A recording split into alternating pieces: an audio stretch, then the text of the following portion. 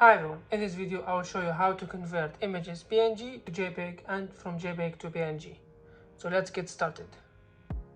So the first thing you have to do is to select photos, for example, and we will drag, go to files and drop here. Now we want to convert this image to PNG. This image is, let's get some info. It's a JPEG, so we have to convert it to PNG. We select the image, tap on the three dots here, tap on convert, and you can convert it to PNG or HEIF. It's high efficiency from Apple.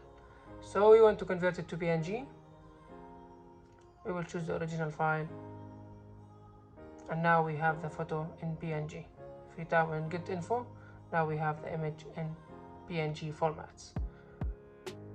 So this is how you can convert images on iOS 16 without using any third-party application, only using the Files app. Convert from PNG to JPEG and also high-efficiency files by Apple.